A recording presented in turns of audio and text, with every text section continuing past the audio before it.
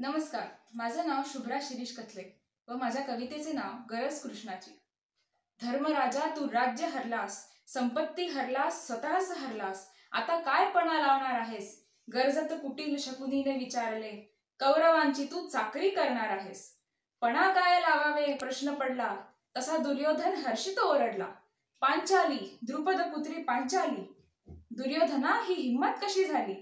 गरजत भीमाने गदा उचलली, पांचालीच आता शिल्लक उरली। माझा आश्रित आहेस हे विसरतोस कसा? स्वामीवरी धावून जातोस कसा? दुर्योधनाच्या या बोलण्यावर गप्प बसला वृकोदर। जशी डावावर लागली पांचाली, धर्मदंडावर काजळी दाटली।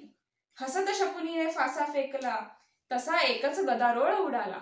हरला युधिष्ठिर पांचाली हरला, अन हरला नीती मर्यादाही।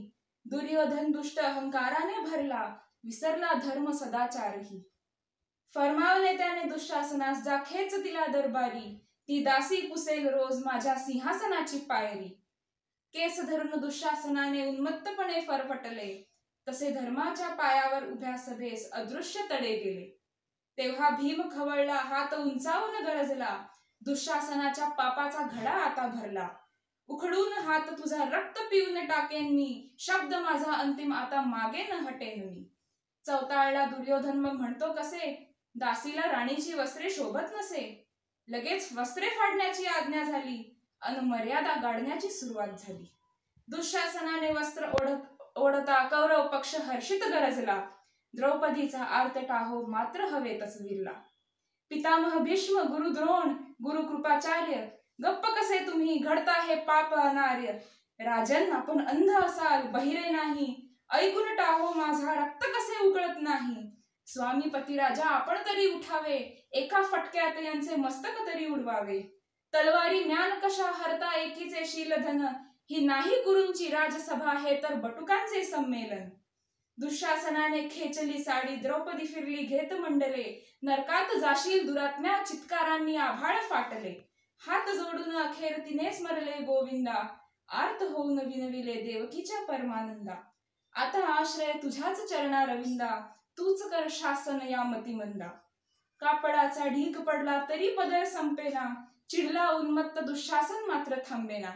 ओढून ओढून थकला मटकन खाली बसला, अल्पबुद्धीस नाही कळली अगाध कृष्णलीला। कृतज्ञ पांचालीने थरथरत हात जोडले, तिथे अवतरल्या कृष्णाचे चरण धरले।